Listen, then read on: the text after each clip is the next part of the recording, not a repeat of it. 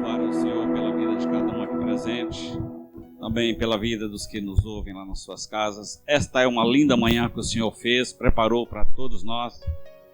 Alegre-se, irmãos, a sua vitória está nas mãos do Senhor. É sempre uma honra poder estudar a palavra do Senhor juntamente com esta igreja maravilhosa. É sempre um retorno de Deus para as nossas vidas. Querido, gostaria de ler com os irmãos no livro do Êxodo, capítulo 14. E vamos ler do verso 11 até o verso 15. Ou melhor, até o verso 16. Amém? Êxodo, capítulo 14, verso 11 até o verso 16. Amém, irmãos? Podemos ler? Diz-nos assim a palavra do Senhor. E disseram a Moisés: não havia sepulcros no Egito para nos tirares de lá, para que morramos neste deserto? Por que nos fizeste isto? Que nos tens tirado do Egito? Não é esta palavra que te temos falado no Egito, dizendo: deixa-nos que sirvamos aos egípcios, pois melhor nos fora servir aos egípcios do que morrermos no deserto. Moisés, porém, disse ao povo: não temais, estai quietos, vede o livramento do Senhor que hoje vos fará, porque aos egípcios que hoje vistes, nunca mais vereis para sempre. O Senhor pelejará por vós e vos calareis. Então disse o Senhor a Moisés: por que clamas a mim? Dize aos filhos de Israel que marchem. E tu levanta a tua vara, estende a tua mão sobre o mar, fende-o para que os filhos de Israel passem pelo meio do mar em seco. Amém. Curva sua cabeça, vamos orar ao Senhor, agradecer pela palavra lida, para que o Espírito Santo venha trazer sobre as nossas vidas o entendimento desta palavra nesta manhã. Amém? Senhor nosso Deus, aqui está a tua igreja, ó Pai, diante do teu altar, para receber do Senhor uma palavra de edificação, uma palavra de transformação. Senhor, nós confiamos e entregamos-nos completamente nas mãos do Senhor. De nós mesmos não temos nada a oferecer, ó Deus. Nós esvaziamos de toda a nossa postura, de todo o nosso conhecimento. Esvaziamos, ó Deus, de qualquer forma de arrogância, para dar glória ao Senhor, para dar lugar ao Senhor, de falar nesta manhã com a tua igreja, com a tua congregação, em nome de Jesus.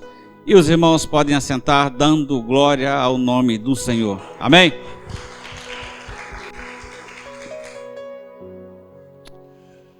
Muito bem, queridos. Nenhuma situação que um ser humano possa estar vivendo na sua vida, ou diante de todas as situações que ele vive, nenhuma delas é tão intrigante, tão determinante quanto o momento em que se tem que fazer uma escolha, tem que se tomar uma decisão. Até quem disse por aí certa vez que nós somos produtos das nossas escolhas. A nossa vida, querendo ou não, ela é o que nós escolhemos ser. Não adianta querer cobrir isso, tapar o sol com a peneira. Nós somos exatamente aquilo que escolhemos ser. E o ser humano, diante desse poder de escolha, nós conseguimos entender que as decisões, elas são extremamente importantes, e com elas vem sempre também consequência quando decidimos. De acordo com o leque de atingidos, quando a gente decide, ela vai se tornando cada vez mais difícil. Há situações na minha vida que eu decido, não vai atingir ninguém, eu não estou nem eu decido no estalo. Eu me responsabilizo por mim mesmo. Não é assim? Mas quando se trata da minha família, eu penso 2, 3, 4 vezes e costumo nem chegar a uma conclusão, e vai se protelando. Mas nós estamos aqui, o texto sagrado, ele nos traz para uma situação em que um homem teria que decidir alguma coisa, tomar alguma atitude que iria definir não somente a sua vida, não somente a sua família, mas toda uma nação. E eu digo mais, nem somente uma nação, seria todo um reino, porque o reino de Deus hoje ainda vive, sobrevive, se alegra de atitudes corretas que Moisés tomou durante o tempo em que esteve à frente do povo de Deus. Até hoje, irmãos, muita coisa, se observarmos como Moisés agiu, como Moisés procedeu, como aconteceu, nós pegamos a lição para nós passamos a ter menos dificuldade na vida, vivemos de uma forma mais fácil, porque já foi feito uma vez, certamente se fará de novo. E vale a pena prestarmos atenção nos textos sagrados. Você talvez já está pensando no seu coração, olha, vamos falar de novo Moisés. Eu sou um PhD em Moisés. Eu vi uma novela de 10 meses, de 1 ano que falava de negócio do Egito lá. Mas eu vou te falar, querido, toda a programação dramática, da dramaturgia, foi criada com um único intuito: exaltar o homem, criar para se ganhar dinheiro, para criar fama, sucesso. Nenhuma delas, nenhum momento, aquele pessoal que inventou que criam essas coisas, tem a intenção de falar com o seu coração alguma coisa que vai mudar a sua vida, que vai te ajudar a ser decisivo nos momentos em que você necessitar. E qualquer pregador, eu tenho certeza, todo e qualquer pregador que assume a palavra de Deus, ele diz: Senhor, eu não sei mais o que eu falo. Eu preciso dizer alguma coisa que venha mudar a sua igreja, que venha falar aos corações, que venha transformar vidas, que venha, ó Deus, acrescentar na vida daqueles que vão me ouvir. Então aí você já nota a diferença, não é isso? Se nota a diferença. Talvez você pense: não, eu já vi falar um monte de vezes. Mas eu vou te falar, preste atenção nessa mensagem que o Senhor me deu para trazer para você nesta manhã. Eu vou te afirmar: você ainda não viu, você ainda não encontrou, você ainda está lá, mas você talvez ainda não observou o que Deus fez na vida daquele povo, o que Deus pode fazer na sua vida quando você observar toda esta jornada, essa parte da jornada de Israel no deserto. Amém? Porque o Senhor, a palavra do Senhor, ela não volta vazia. E quando o Senhor diz para prestarmos atenção às coisas, segundo Crônicas 20:20, diz assim: Josafá, no meio de uma luta, ele falou para o povo assim: olha, crede no Senhor nosso Deus, estareis seguro. Crede nos seus profetas e prosperareis. Já começo aqui a dar dica do sucesso da sua decisão em todo e qualquer momento da sua vida.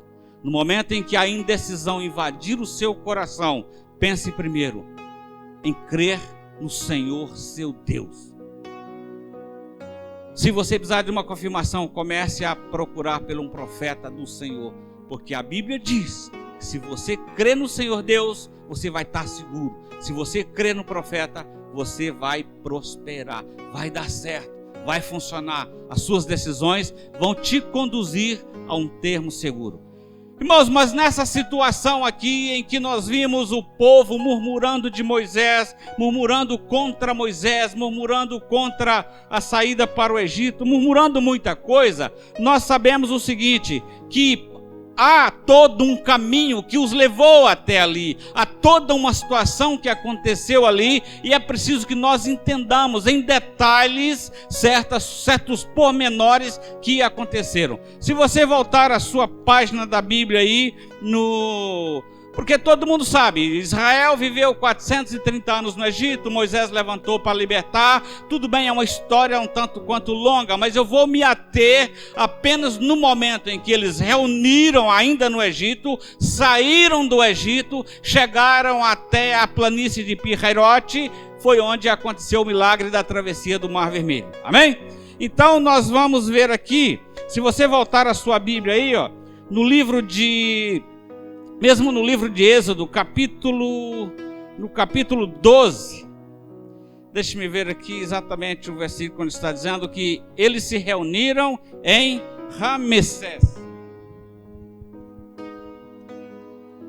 12:37, a Bíblia fala que Israel, assim partiram os filhos de Israel de Ramessés para Sucote, coisa de 600.000 de pé, somente de varões, sem contar os meninos.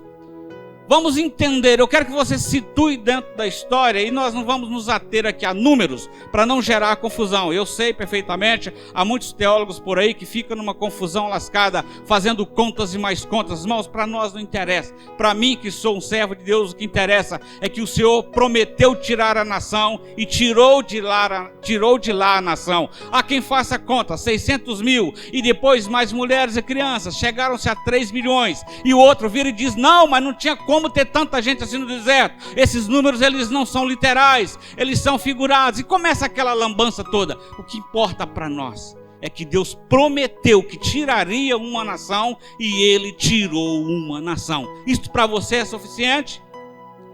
É suficiente para nós, não vamos nos perder nos números. Mas o que acontece é que depois da praga, depois da matança dos primogênitos, depois que o coração de Faraó dispôs a liberar Israel para ir embora, para partir, o certo é que eles reuniram em Ramsés e então vamos rumo à terra prometida. Partiram de Ramsés, ainda estavam no Egito, reuniram e vamos para o deserto. Não é isso? Ainda estavam cheios de fé, irmãos. Eles ainda estavam frescos, na mente deles estavam fresca a promessa de livramento de Deus. Ainda continuavam acreditando no sonho. Até parece a nossa sociedade moderna, quando o cara aceita Jesus, não é isso? Que ele se vê livre do fardo, ele se vê livre do preconceito, ele se vê livre de muita coisa. Ele consegue abrir a boca e chamar Deus de Pai. Ele é, né, uma bênção.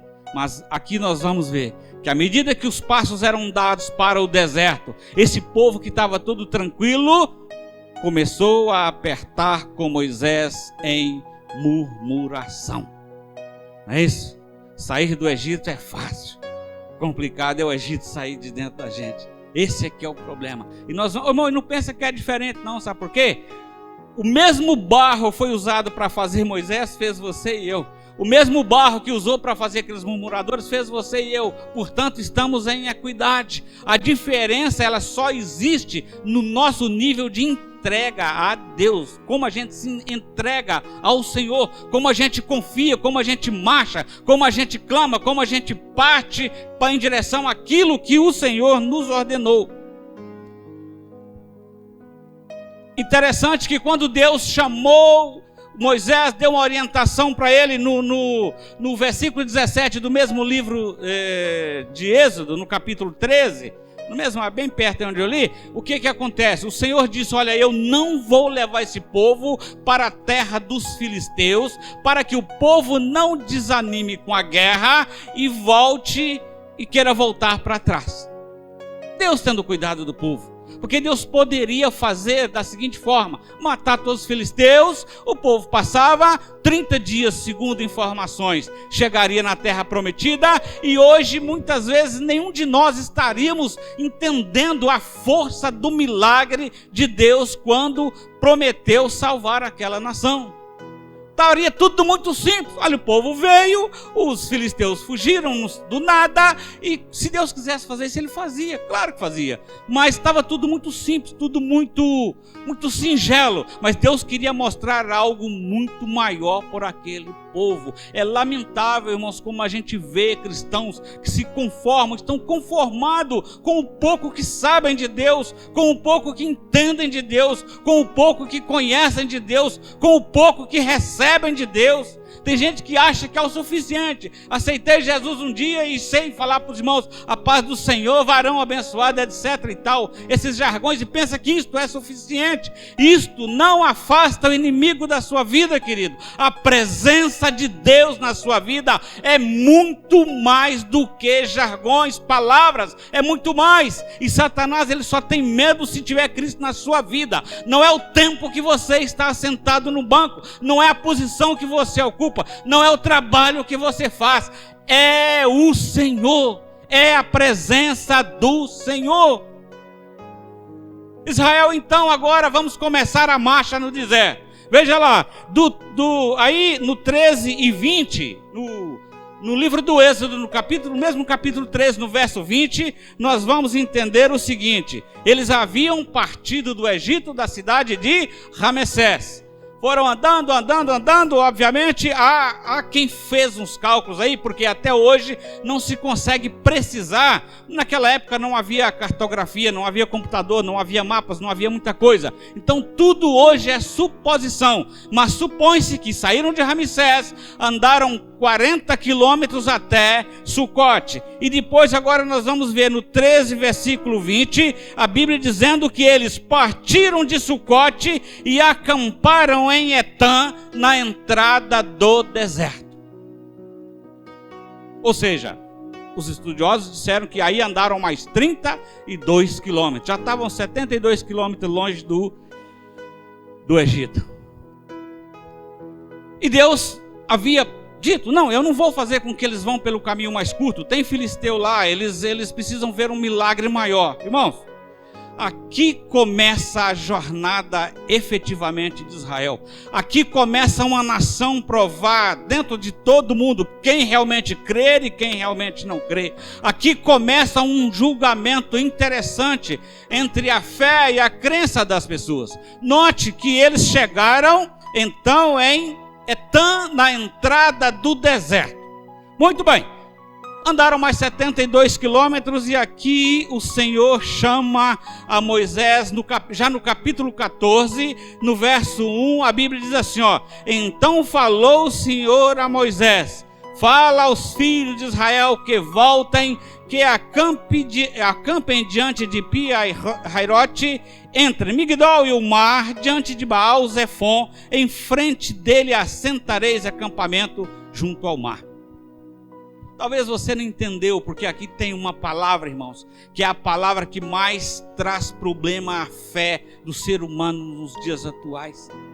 Você nota que Israel estava em marcha. Você está acompanhando comigo? Que eles iam abandonar o Egito, estavam indo para a terra prometida, eles estavam marchando, segundo os estudiosos, já haviam marchado 72 quilômetros, estavam ali na entrada do mar, e de repente Moisés aparece no meio deles e diz, olha povo, o Senhor me disse que nós precisamos voltar para Pi-Hairote. Irmãos, quem está em marcha, essa palavra voltar, ela soa muito mal, porque 72 quilômetros depois, eu quero crer que as pessoas já estavam cansadas. Dali talvez tenha começado a surgir as murmurações. Quem sabe alguém já não disse, olha, tá vendo? Isso aqui dá acompanhar um velho, porque Moisés já era velho. É isso aqui dá aí na cabeça de velho. Nós andamos todo esse pedaço, agora ele vem dizer que Deus disse a ele outra coisa, que nós vamos perder a nossa caminhada, que nós temos que voltar, mas ninguém gosta de voltar. O ser humano, quando chega numa posição, ele fala, daqui eu estou, aqui ninguém me tira.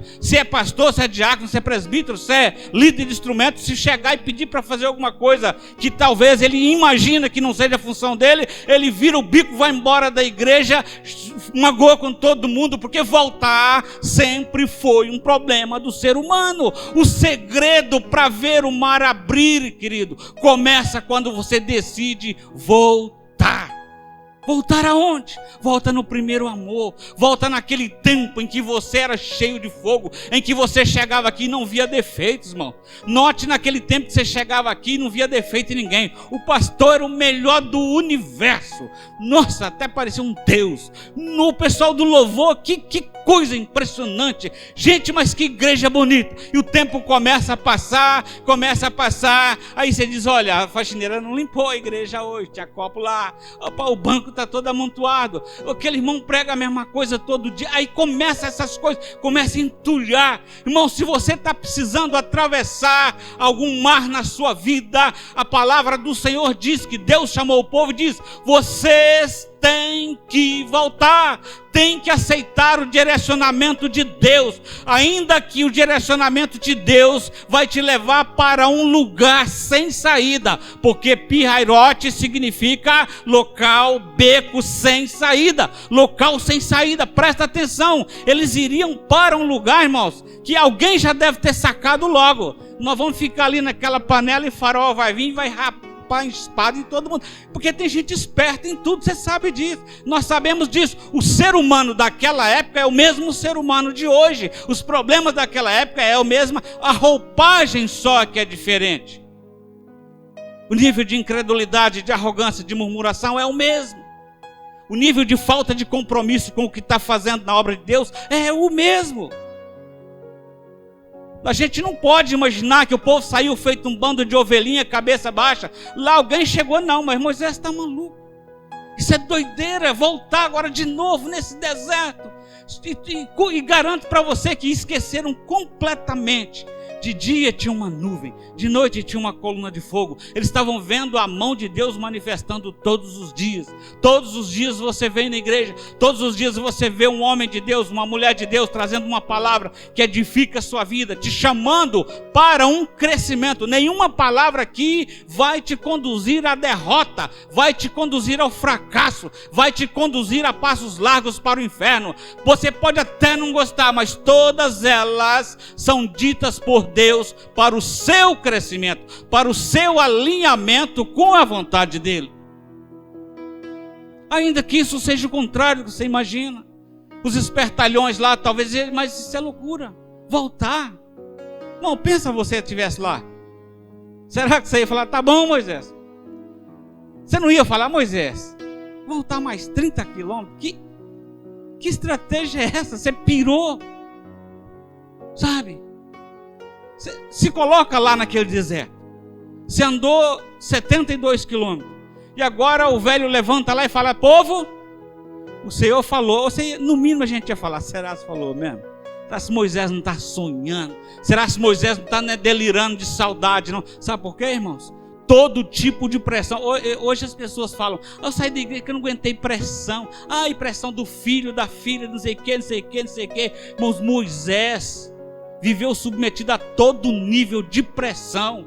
E, no entanto, a Bíblia fala em Deuteronômio 34:10, nunca houve profeta como foi Moisés, que falava com o Senhor face a face. É o mesmo barro, ele viveu pressão. Escuta, nessa época aqui, ele conduzindo o povo, presta atenção, não há pressão maior nenhuma na vida do que você estar cuidando de problema dos outros, resolvendo o problema das pessoas, levando um povo que não é nada seu. Simplesmente você creu numa promessa, simplesmente eles se convenceram que você estava certo, mas que você não sabe sequer o que é que está acontecendo com a sua esposa, com seus 2 filhos. Era o caso de Moisés. Naquele momento ali, ele ali pelejando com o povo, ele não sabia o que estava vendo com os filhos dele. Irmão, você sabe que quer mexer com um pai, quer mexer com uma mãe, é criar problema com os filhos, e pode ser o marginal que for. Que a mãe chega, o pai chega e fala, meu bebê, meu criança, mas esse cara fez isso. Não, mas é meu, não, me desculpa, mas eu não consigo ver de outra forma. Qual que é a maior confusão nos dias atuais? É quando alguém sente no direito de falar mal do filho do outro, principalmente dentro da igreja. Às vezes o pai não aceita e a barraca abana e as coisas acontecem. E por que isso? Porque o pai e a mãe realmente vela pelo filho. Está errado ou está certo, mas o pai é pelo filho, é pela mãe. Moisés, você já pensou, irmãos? Se fosse você o líder daquele povo lá no meio do deserto, com toda a rebeldia, e a sua cabeça, não havia celular, não havia nada, nem para você ligar e perguntar, e aí, Zípora, como é que tá, meu amor? Nem isso tinha, irmão. Será se alguém já não chegava para ele, Moisés, já era, meu filho, arrumou outro. Você está aí envolvido com esse monte de gente aí, ó, já foi, perdeu o lugar, acabou. Você não imagina as pressões que passavam. E agora ainda mais o povo murmurando na cabeça de Moisés. Quando Moisés, isso aqui eu estou conjecturando, estou imaginando o nível de pressão que ele foi submetido quando teve que falar com o povo, dizendo assim, olha, o Senhor diz para você voltar. Eu sei de pressão porque muitas vezes, todo mundo que prega sabe disso, tem dia que você traz uma palavra que você fala porque o Senhor mandou falar, mas dentro de você, dentro do coração, dentro da mente, o cérebro está fritando. Você fala, Deus, não era isso que eu queria dizer. E Deus diz, olha, você fala, eu arranjo outro para falar, meu filho. Eu te rejeito, é simples assim. Eu quero profetizar na vida de todo mundo aqui que um dia se torne pregador do Evangelho, para entender o que seria esta pressão que eu estou falando. Receba, querido, diz amém para você aí. E você vai ver do que eu estou falando. É melhor ver na prática do que na teoria.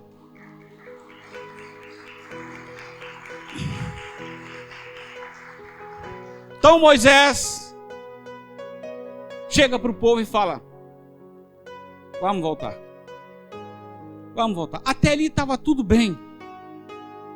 Voltaram, apesar, deve ter havido algum descontentamento, mas voltaram, chegaram num lugar que a Bíblia descreve que ficava entre o mar e Migdol, diante de Baal-Zefon.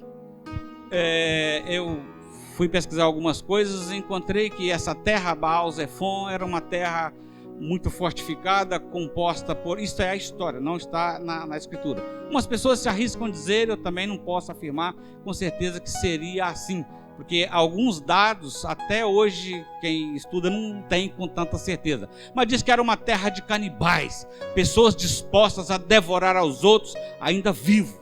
Pensa bem, querido. Pensa, você chegou no lugar. Diante de você tem uma terra onde as pessoas comem umas às outras a viva.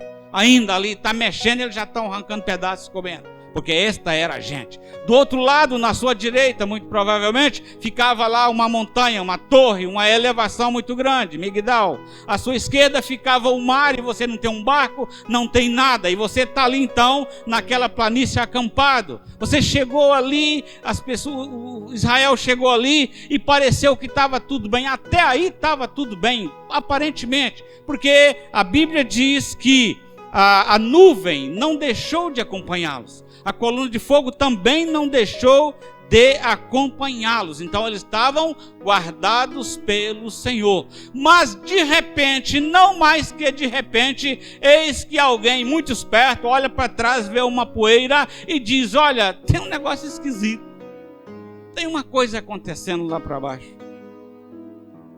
O que é que será? Não, vamos mandar alguém ver o que está acontecendo. Aí o cara volta, talvez, com a notícia da pior que ele podia trazer. Fala assim: olha, é Faraó. Ele está vindo com seus melhores carros, com seus melhores cavalos, e o soldado está com um gosto de sangue na boca, estão destilando ira pelos olhos, mas não vai sobrar uma viva alma quando eles chegarem aqui. Ali foi aquele desespero entre o povo, né? Que a notícia ruim é da mesma forma, lá e cá sempre foi a mesma coisa, espalha com muita facilidade, é igual fogo montanha acima. Então, disseram, aí o povo, olha, presta atenção, querido, que eu quero que você preste atenção nesse detalhe aqui.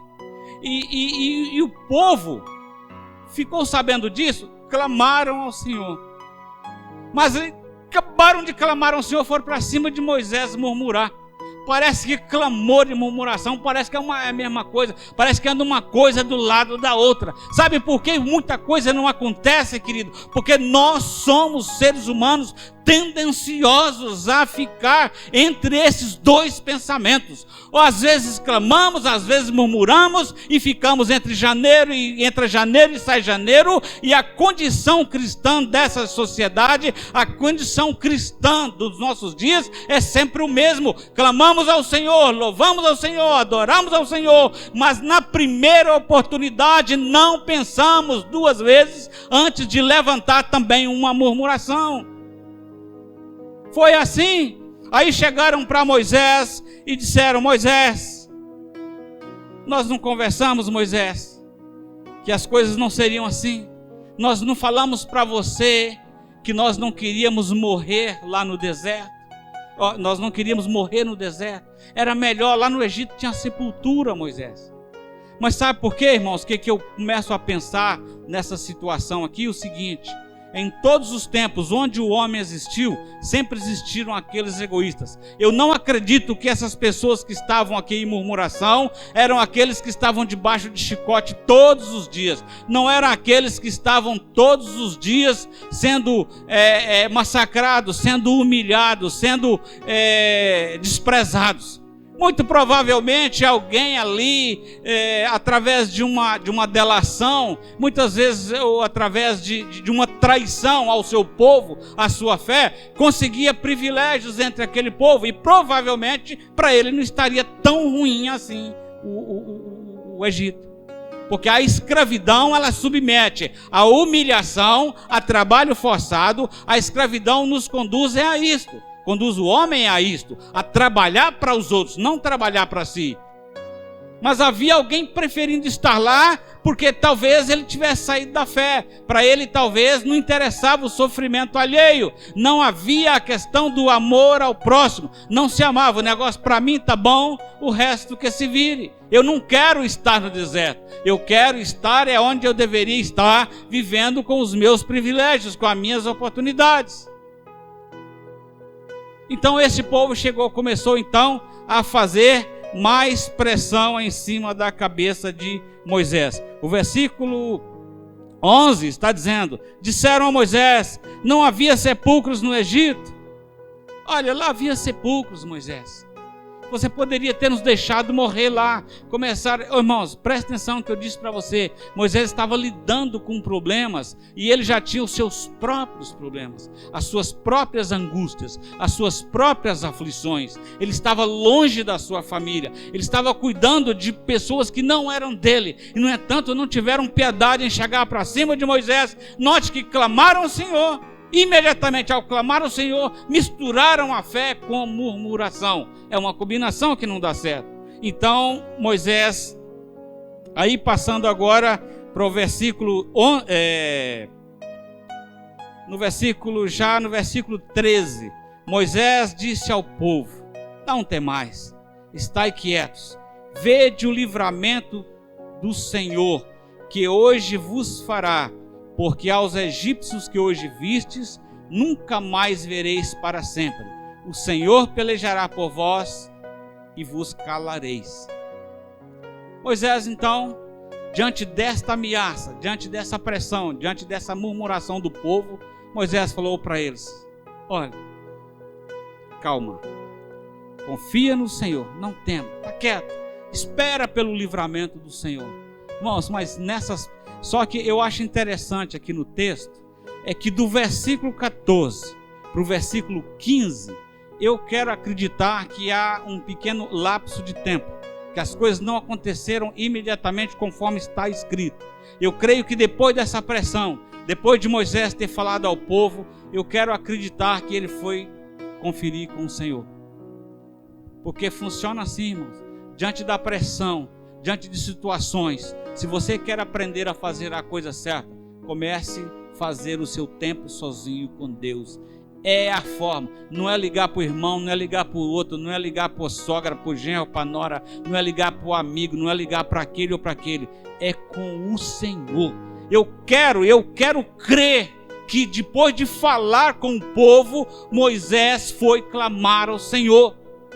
Não vou dizer para você se foi 10 minutos, se foi 1 hora, se foi um dia, o tempo não interessa, mas eu quero crer que Moisés, apesar das palavras de confiança, eu quero entender que ele chegou para o Senhor e disse: Senhor, o povo está oprimindo, o povo está agitado, o povo não está crendo, as suas promessas, as minhas palavras foram essas, mas o povo não quer entender. E aí, então é que começa o versículo 15, o Senhor diz a Moisés: por que clamas a mim?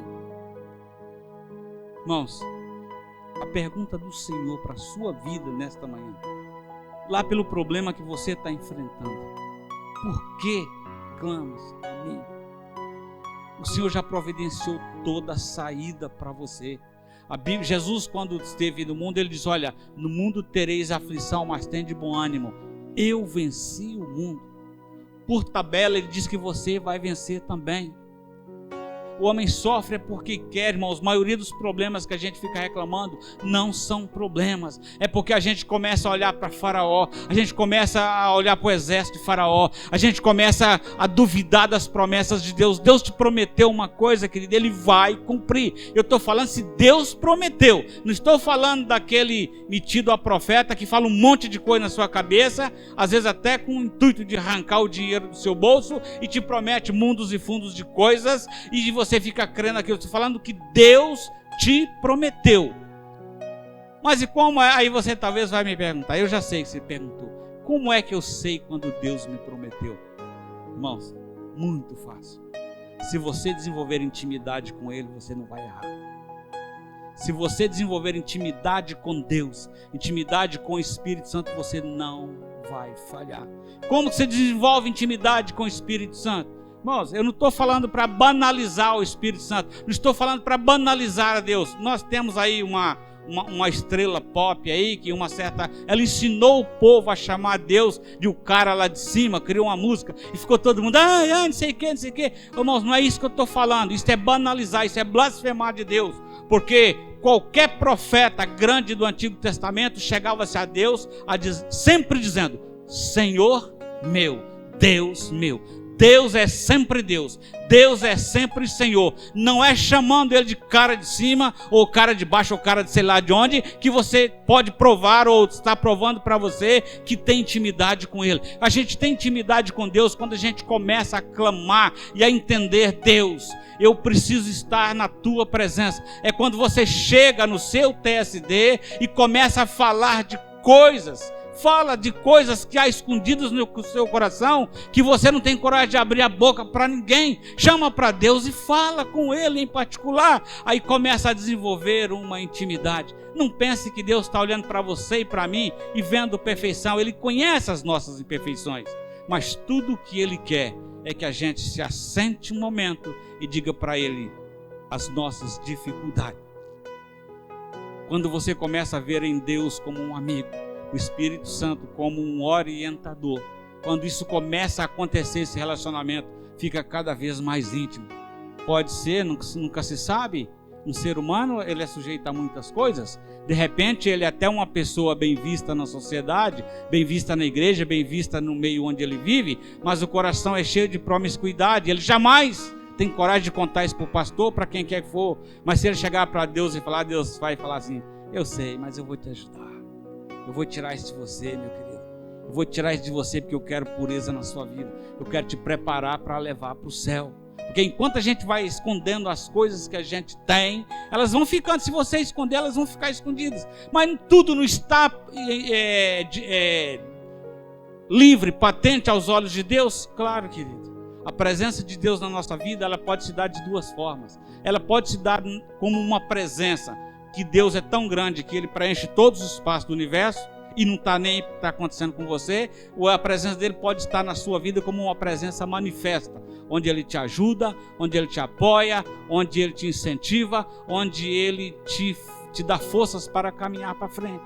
É muito diferente a presença como sendo Deus poderoso, onipresente, e a presença manifesta. É uma presença que age, é uma presença que faz as coisas acontecerem na sua vida.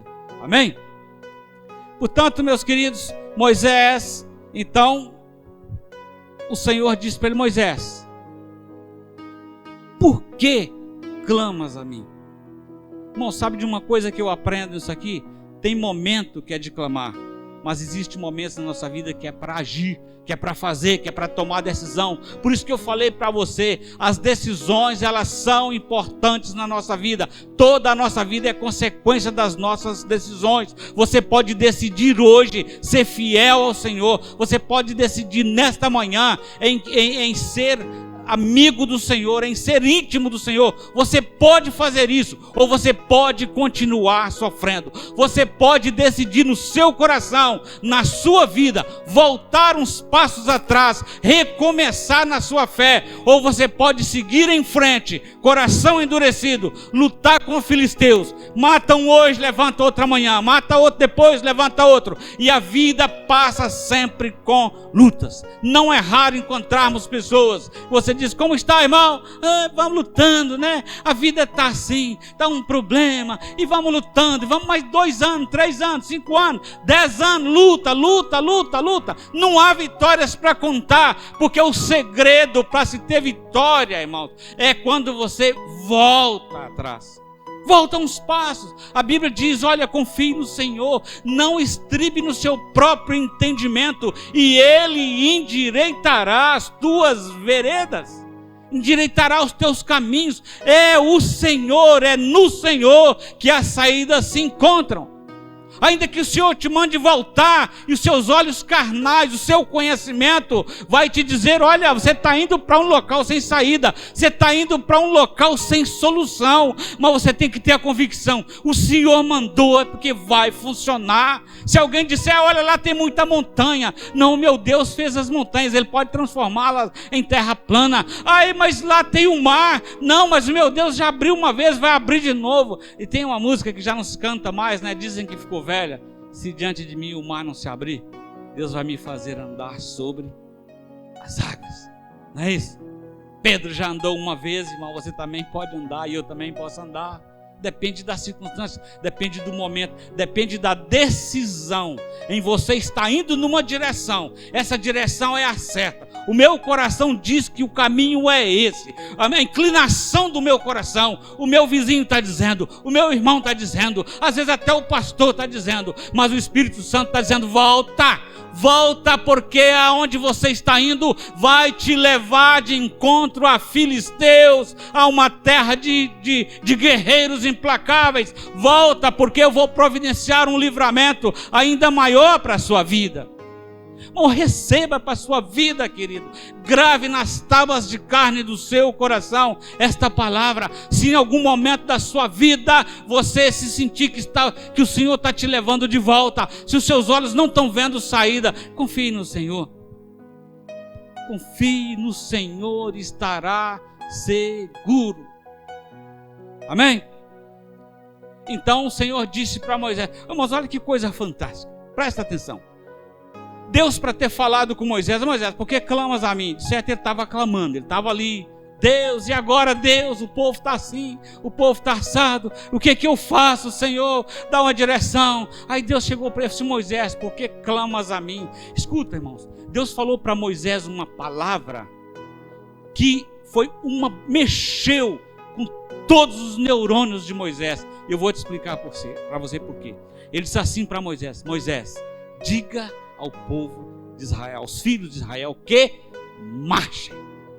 Bom, essa palavra marcha tinha tudo a ver com a vida de Moisés. Ele passou 40 anos no deserto, se treinando e se especializando em estratégias de guerra. Ele estava sendo preparado para ser um faraó. Então, quando se fala em marcha, para ele não foi nenhuma novidade. Eu quero dizer para você o seguinte: Moisés chegou diante de Deus como um profeta humilhado, como um profeta talvez temeroso, como um profeta talvez indeciso, mas Deus fez com que levantasse ali um general preparado para a luta que estava logo à frente. Com você vai acontecer a mesma coisa. Você pode chegar a Deus como um servo humilhado, porque Ele vai entrar no seu cérebro e vai te fazer lembrar da sua capacidade. Vai te dizer, olha, você é lavado e remido no sangue do Cordeiro. Vale a pena lutar ao lado do vencedor. Vale a pena ir mais um passo para frente. Você consegue entender que esta palavra, marchar, mexeu com Moisés? A vida toda, quando ele andava no Egito, ele via a tropa marchar. Marcha-se é para ir para a guerra, é um ritmo ordenado, é um ritmo coordenado. E então Deus chamou Moisés, Moisés, diz para o povo marchar. Aí Moisés despertou e diz, opa, eu sou um general, eu tenho habilidades. Então ele levantou, já pegou o cajado dele, deu a ordem lá aos seus comandados, que eu creio que naquela época, acho que ainda não se usava as trombetas, não sei, mas de qualquer forma a comunicação se espalhava e todo mundo começou a se alvoroçar. O que foi? Olha, Moisés disse que é para nós marcharmos. Mas marchar para onde? Não sei. Muita gente deve ter dito, eu não sei, mas o homem de Deus falou, eu vou marchar. Eu vou em frente. Ah, mas tem um mar, eu não quero saber. Eu quero saber que eu recebi a ordem para marchar. Se você olhar o mar, se você olhar a montanha, irmão, você não vai marchar nunca. Você vai estar ali até o exército do inimigo chegar e te destroçar. O Satanás está brincando com as pessoas, está fazendo gato e sapato, está fazendo igual aquele ioiô, aquele brinquedo dos meninos têm, com muitas vidas, com muitas almas, porque se recusam a reconhecer a ordem de Deus. Vai em frente, marche, lute, viva um dia por vez, avance. Tem de bom ânimo, eu venci o mundo. Eu vou, mas eu vou voltar, eu vou levar vocês para onde eu for. Eu quero vocês comigo lá. O Senhor diz isso. E eu quero imaginar, irmãos, que no meio daquele povo ali, as pessoas começaram a olhar e falaram: olha, Moisés está indo em direção ao mar. Mas peraí, já chegou um barco, será? Será que vai caber todo mundo? Chegou um navio? As pessoas devem ter passado 1000 pensamentos. Porque o incrédulo, irmãos, ele acha problema onde não tem problema. O homem de fé fecha os olhos e parte, mas o homem incrédulo começa com mimimi, com coisinhas. Certamente muita gente aqui está pensando, dizendo: será que é verdade isso mesmo? Será que vale a pena mesmo? Eu já estou parado mesmo, não estou querendo nada com a vida mesmo. Será que vale a pena mesmo? Eu sei que a dúvida está cercando muitos corações, mas em nome de Jesus eu repreendo o espírito da dúvida. Eu repreendo o espírito do retroceder, que às vezes está assolando muitas vidas. O espírito que às vezes traz um pensamento duplo. A pessoa hoje é crente demais, amanhã não é nada. Eu repreendo esse espírito, porque a ordem do Senhor para a sua vida é marchar, é voltar ao que você era. Tem gente vivendo do passado. Tem gente que não entende que passado é museu. O que acontece? Porque quando eu converti, eu ia no monte todo dia, era a bênção. E porque eu ia, e porque eu fazia, e porque eu era, e porque cantava, e porque acontecia. Que coisa. Não, isso passou, acabou. É pão embolorado, não serve mais para você nos dias atuais. Voltar é descer do orgulho, é entrar pelo caminho da humilhação que o Senhor diz. Isto é voltar, é confiar no Senhor, é não estribar no seu próprio pensamento. Já encontrei pessoas que já me dizem para mim mesmo: olha, você diz assim, mas eu penso diferente. Mas nós estamos falando da mesma Bíblia, mas não interessa, a mensagem é outra. Então, tá bem, tchau. Paciência, não há o que fazer. Não é? Rejeita a palavra, não adianta, irmãos. Voltar. E quando você volta, você pode estar numa situação em que Deus parece que não tem saída. E aquele povo então estava ali. Irmãos, é tudo muito dinâmico. Faraó não parou, Deus teve que intervir para que eles não aproximassem, mas as coisas estavam acontecendo. As coisas, era tudo muito dinâmico. Não começa a pensar numa imagem em câmera lenta, não. Pensa naqueles velhinhos na maior dificuldade, catando ali a sua sacolinha e maquitolando atrás do povo e tocando as suas ovelhinhas. Pensa naquela agitação toda. E ainda alguém pergunta: mas para onde nós estamos indo? Sabe por que as pessoas perguntam para onde nós estamos indo? Porque muita gente nos dias atuais tem total e absoluta dificuldade em fazer diferença do que é um profeta e do que é um homem que adivinha as coisas, ou um profissional que mexe com a mente das pessoas. Tem muita gente hoje que está nas igrejas, mas tem com total dificuldade em separar o que é um pastor e o que é um mercenário. Eu sei que as pessoas têm dificuldade hoje até em fazer diferença do que é música e o que é hino. Hino é para louvor, hino é para exaltação, hino é para adoração, hino é para aquilo que você dedica. Música, como a definição diz, é apenas uma forma de combinar os sons de modo agradável aos ouvidos. E penso que Freud diz uma vez que a música, ela destrói elementos negativos provenientes do ego. Ou seja, música, ela apenas fica aqui, ela apenas mexe com a sua consciência, com as suas emoções. Mas hino te faz entrar na presença de Deus. Tem gente que não faz diferença, chama a mesma coisa, mas não é a mesma coisa. Garantidamente não é. E essas pessoas jamais saberão discernir que direção que um pastor te quer levar, que direção que um pregador quer te levar, que direção que um profeta te quer levar. Ignora todas as normas, depois fica aí reclamando da vida, volta, desvia, apanha, sofre, vira brinquedo na mão de Satanás, mas não aceita a verdade. Porque para aceitar a verdade, porque arrumar a vida, é preciso voltar. Israel começaram então a andar. Muita gente deve ter olhado: não, eu não sei, não estou vendo barco, não estou vendo nada. Mas já que o homem está indo, ele é profeta, ele sabe o que está fazendo, ele tem intimidade com Deus. Irmãos, procure isso para a sua vida, irmão. Procure olhar para pessoas que têm intimidade com Deus. Sabe, é tão triste que você vê pessoas baseando a sua vida em artistas pop, em pregadores pop, em pessoas que certamente não vão te levar a lado nenhum, enquanto a igreja de Deus está cheia de profetas, de pessoas sérias, pessoas simples, pessoas que querem realmente o seu bem. Quando dizer para você eu te amo, não precisa você duvidar, porque ele realmente te ama.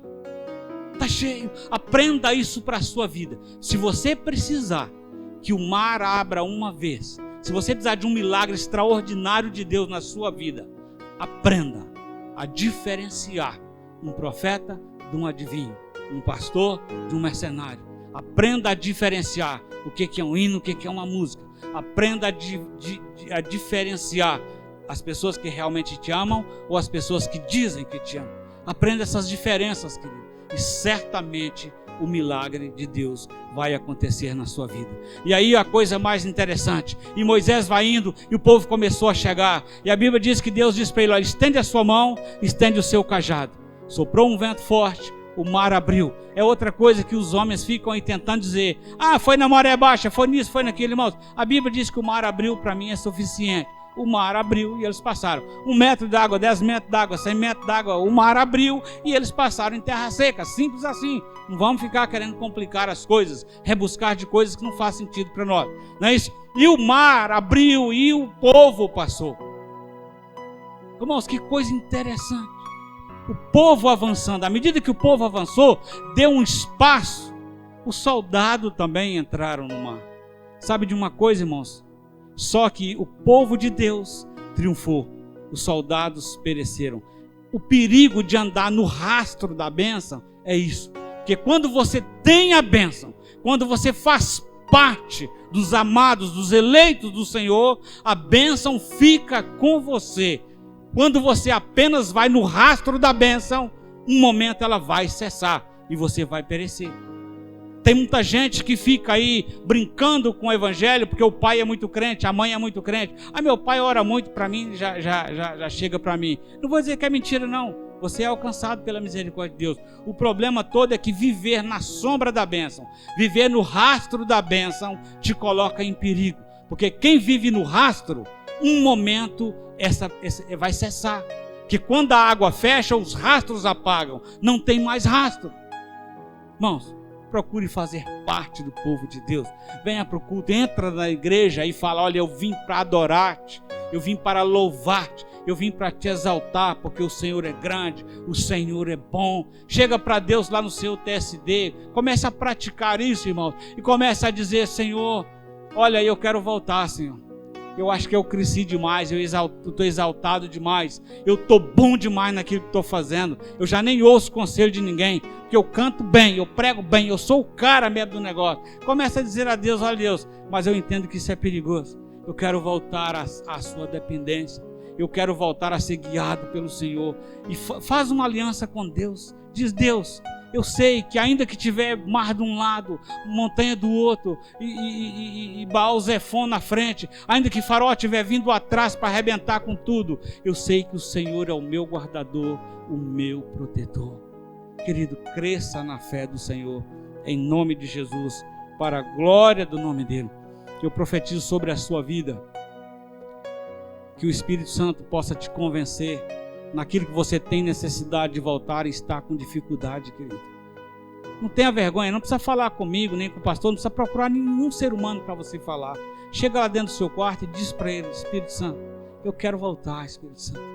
Naquele tempo em que eu tinha mais temor, que eu tinha mais amor, eu quero voltar, eu quero fazer parte novamente, de forma efetiva dessa família. Irmãos, comece a orar ao Senhor com fé. Comece a dizer ao Senhor: olha, Senhor, eu quero voltar a louvar o Senhor com gratidão. Porque cantar é uma coisa, louvar é outra. Tem duas diferenças, viu, irmão? Louvar é quando você é grato realmente por aquilo que Deus fez na sua vida. Cantar é quando você abre a boca, palavra sem nexo. Está no ritmo, está tudo certinho, mas Deus não está nem aí, Deus está longe. Porque está sendo exibindo não uma unção, não uma capacidade dada por Deus, mas apenas um talento, uma coisa que qualquer um outro ser humano faz. Comece a pedir ao Senhor. Nós, como igreja, temos que entrar por esse caminho. Quando a gente diz: aviva, Senhor, a sua obra, o caminho é esse, é voltarmos. Eu sei, é difícil, nenhum ser humano está disposto a voltar. É questão de renúncia, é questão de entender a sua fé. Que para a glória do Senhor, essa mensagem possa falar o seu coração, possa transformar a sua vida, que Deus possa abençoar rica e poderosamente esta igreja em nome de Jesus. Amém, Senhor.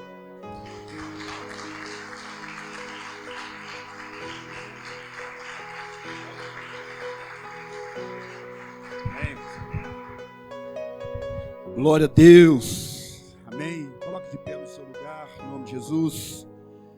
Bênção. Podemos meditar na palavra, né? A palavra é muito edificante para a nossa vida, que nós venhamos estar assim, né? Voltando aonde Deus quer, para que o milagre aconteça em nossas vidas. Então vamos orar, vamos aproveitar, né, esse momento e fazermos uma oração. Todos nós sabemos onde nós precisamos voltar, ou seja, voltar à vontade de Deus para a nossa vida. Senhor, obrigado, Pai, por essa palavra, obrigado por esta manhã de domingo, obrigado por cada um que o Senhor trouxe aqui e também por aqueles que estão vendo através da internet. Senhor, que a Tua palavra ela possa provocar em nossas vidas esse desejo de voltar ao lugar que o Senhor quer para nós. E só assim veremos as grandes maravilhas do Senhor operando em nossas vidas, porque seguindo rotas fora da sua vontade, não iremos a lugar algum, Senhor. Mas obrigado pela Tua palavra que sempre nos dirige, nos direciona a ir ao lugar que o Senhor tem para nós, Senhor. Obrigado, Deus. E a oração que nós fazemos é que cada um de nós nessa manhã, diante da Sua palavra, possamos saber, Deus, aonde o Senhor quer que nós nos arrependamos, que nós voltemos, que nós consertemos, que nós cheguemos.